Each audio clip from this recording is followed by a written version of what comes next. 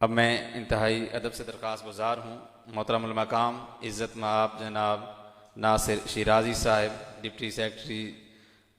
مجلس وحدت المسلمین، آپ تشریف لاتے ہیں اور اپنے خیالات کا اظہار فرماتے ہیں۔ جناب ناصر شیرازی صاحب۔ اعوذ باللہ من الشیطان الرجیم، بسم اللہ الرحمن الرحیم۔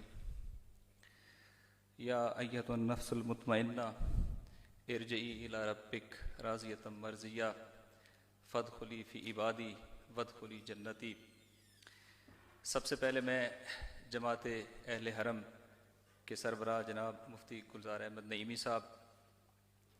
کو اس پرشکوہ کانفرنس کے انعقاد پر مبارکباد پیش کرتا ہوں،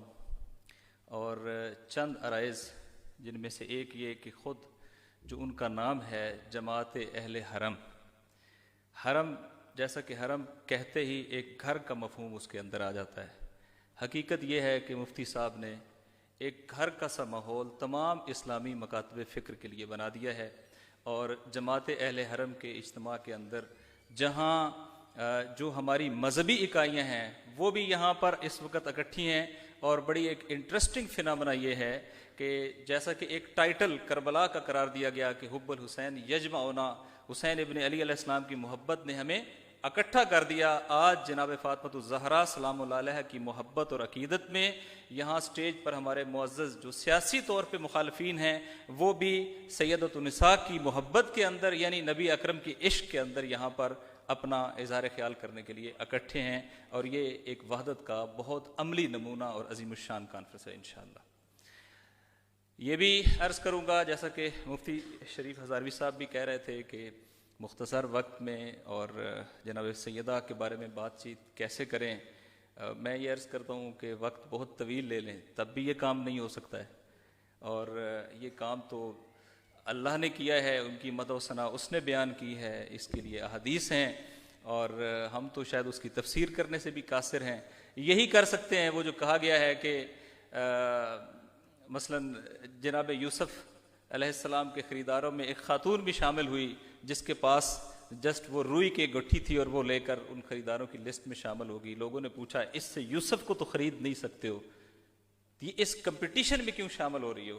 کہا تاریخ میں یہ نام رہ جائے گا کہ میں یوسف کے خریداروں میں شامل تو تھی، تاریخ میں یہ نام رہ جائے گا کہ ہم جناب فاطمۃ الزہرا سلام اللہ علیہ سے اپنی عقیدت کا اظہار کرنے کے لیے، جو دراصل عشق مصطفیٰ سے عقیدت کا اظہار ہے، ہم اس کانفرنس کے اندر موجود تھے، اور یہ ہماری اپنی نجات کا سبب ہے انشاءاللہ۔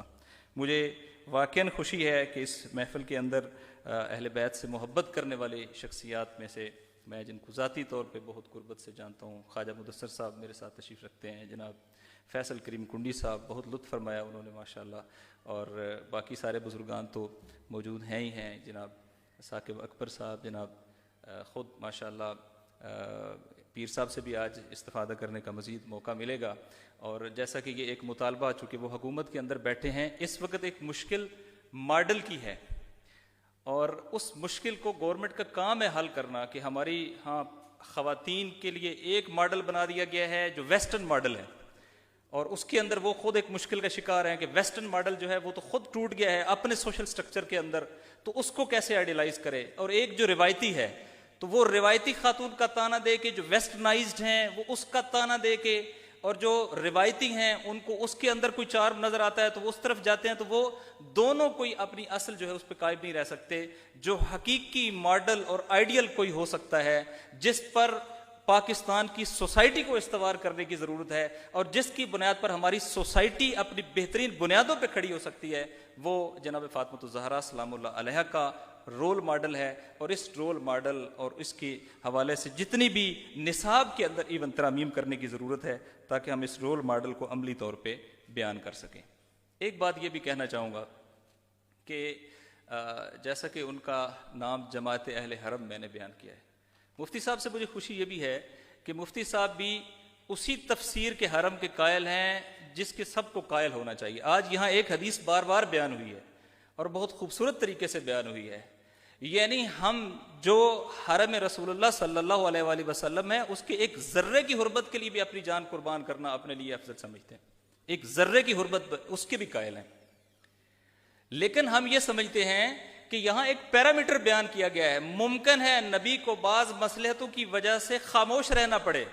لہٰذا نبی نے اپنے لیے ایک معیار امت مسلمہ کے لیے قرار دے دیا، ایک پیرامیٹر دے دیا جس کو ہم عموماً لٹمس ٹیسٹ کہتے ہیں۔ وہ لٹمس ٹیسٹ دے دیا کہ اگر یہ راضی ہے تو سمجھ لینا میں راضی ہوں، اور اگر یہ ناراض ہے تو سمجھ لینا میں ناراض ہوں۔ یہ دونوں احادیث جو کنڈی صاحب نے بھی کوٹ کی ہے اور خود مفتی صاحب نے بھی کوٹ کی ہے، اور اوورآل تقریباً اکثر مقررین نے اس کو کیا ہے کہ فاطمہ کی رضا میں اللہ کی رضا ہے۔ حقیقتاً تو ہم کہہ سکتے تھے کہ نبی کی رضا میں اللہ کی رضا ہے۔ نبی کو ضرورت کیوں پڑی ایک شخصیت کو بیان کرنے کی کہ اس کی جو رضا ہے وہ میری رضا ہے اور جو میری رضا ہے وہ اللہ کی رضا ہے؟ یہ ثابت کرتی ہے کہ نبی پاک صلی اللہ علیہ وآلہ وسلم نے ساری دنیا پر یہ چیز واضح کر دی ہے کہ فاطمہ وہ سٹینڈر اور معیار ہے، جس نے اس کو راضی اور خوش رکھا اسے میرے پاس آنے کی ضرورت نہیں ہے۔ جان لینا چاہیے کہ میں راضی اور خوش ہوں، اور جس سے میں راضی اور خوش ہوں اس سے اللہ راضی اور خوش ہے، اور جس نے اس کو غمگین کیا ہے اسے میرے پاس آنے کی اور پوچھنے کی کوئی ضرورت ہی نہیں ہے۔ جس نے اسے غمگین کیا ہے اس نے مجھے غمگین کیا ہے۔ لہٰذا اگر نبی نے اس کو پیرامیٹر قرار دیا ہے، اور آج ہم نے دیکھا کہ داعش کے دہشت گردوں نے اس حرم کے بعد حرم رسول اللہ، رسول کی بیٹی کا حرم حرم رسول اللہ ہے، رسول کی نواسی کا حرم حرم رسول اللہ ہے، اس داعش کے تکفیری گروہوں نے پوری شدت کے ساتھ ان حرم کی مقدس کو جب پامال کرنے کے لیے دمشق اور کربلا اور نجف کے اندر انوالو ہونے کی کوشش کی ہے۔ الحمدللہ شیعہ اور سنی نے وحدت کے ساتھ ایک دوسرے کے ہاتھوں میں ہاتھ پکڑ کے اس تکفیریت کا رستہ روکا ہے۔ میں کہہ سکتا ہوں انہوں نے کربلا کو نہیں بچایا، انہوں نے نجف کو نہیں بچایا، انہوں نے دمشق کو نہیں بچایا۔ سیدہ زینب سلام اللہ علیہ کی حرمت، یہ حرمت جناب فاطمۃ الزہرا سلام اللہ علیہ ہے، اور فاطمۃ الزہرا سلام اللہ علیہ کی حرمت ہمارے پاک نبی کی حرمت ہے۔ ہمیں اس سلسلے کو سمجھنا ہوگا، پھر ہم ایک دوسرے کے ساتھ وحدت کے ساتھ اکٹھے رہ سکتے ہیں، اور یہی حرم کی عملی تفسیر ہے۔ اینٹوں اور برادے کی بلڈنگ حرم کا ایک معنی رکھتی ہے، لیکن نبی کی نسل جو ہے وہ حرم کا ایک معنی رکھتی ہے۔ ہم اس حرم کی حفاظت کے لیے بھی اکٹھے ہیں اور اس حرم کی حفاظت کے لیے بھی اکٹھے ہیں۔ ایک نقطہ یہ بیان کرنا چاہتا ہوں کہ جیسا کہ ماڈل گھرانے کی بات آئی، عموماً جو ماڈل موومنٹس بیان کی جاتی ہیں، ماڈل موومنٹ ایسی موومنٹ ہونی چاہیے جو زندگی کے جتنے شعبے ہیں وہ اس کے اندر انکلوڈڈ ہوں۔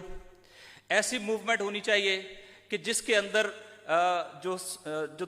ہمارے ہاں عمر کے مختلف طبقات ہیں وہ انکلوڈڈ ہوں، سوشل طبقات ہیں وہ انکلوڈڈ ہوں۔ مثلا ایک بچے کے لیے بھی اس کے اندر ماڈل ملے، ایک بوڑھے کے لیے بھی اس کے اندر ماڈل ملے، ایک جوان کے لیے بھی اس کے اندر ماڈل ملے، ایک غلام کے لیے بھی اس کے اندر ماڈل ملے، ایک آقا کے لیے بھی اس کے اندر ماڈل ملے، ایک عام آدمی کے لیے بھی اس کے اندر ماڈل ملے، ایک لیڈر کے لیے بھی اس کے اندر ماڈل ملے۔ تو اگر ایسی کسی موومنٹ کو ہم ایک ماڈل موومنٹ کے طور پر دیکھتے ہیں تو یقینی طور پہ ہم کربلا کا نام لیتے ہیں، جہاں 6 ماہ کے معصوم بچے سے لے کر 80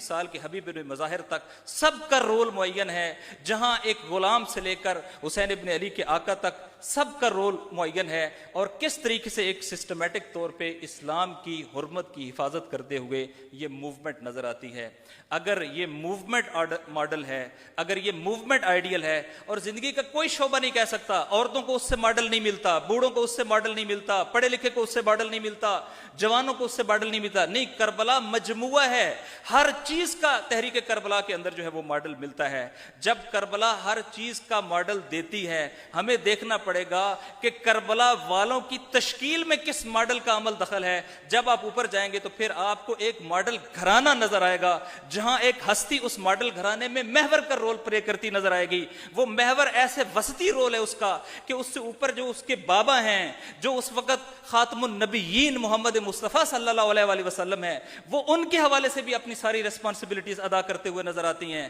حسنین کریمین کے حوالے سے بھی اپنی ساری ریسپانسبلٹی ادا کرتے نظر آتی ہیں، زینب سلام اللہ علیہ کے حوالے سے بھی اپنی ساری ریسپانسبلٹی ادا کرتے نظر آتی ہیں۔ اور میں آج یہ کہہ سکتا ہوں، جیسا کہ اقبال نے بھی کہا تھا، اور اگر میں اس کو اپنے الفاظ میں نثری میں کہوں، آج ہم جو کلمہ لا الہ الا اللہ اور اس کے احیاء کی بات کر رہے ہیں، آج جب ہم نبی کی حرمت کے لیے یہاں پر اکٹھے ہوتے ہیں، اس میں بنیادی رول کربلا کی تحریک کا ہے۔ بخدا ہمیں یہ جان لینا چاہیے کربلا کی تحریک کے پیچھے جناب فاطمہ الزہرا سلام اللہ علیہ کی تربیت ہے، آئیں اس گھرانے کو اپنے لیے رول ماڈل بنائیں، جناب فاطمہ الزہرا سلام اللہ علیہ کے اس محوری کردار کو آئیڈینٹیفائی کریں، اس کو بیان کریں، اس کو نصاب میں شامل کریں، اس کی چیزیں بنیاد کریں، انشاءاللہ اس کے نتیجے میں کربلائی معاشرہ تخلیق ہوگا اور کسی یزید کو اس سوسائٹی کو ڈسٹیبلائز کرنے کی اجازت نہیں ملے گی۔ خداوند کریم ہمیں نبی کی اور نبی کی آل کی حرمت پہ زندہ رہنے اور مرنے کی توفیق دے۔ والسلام علیکم ورحمۃ اللہ وبرکاتہ۔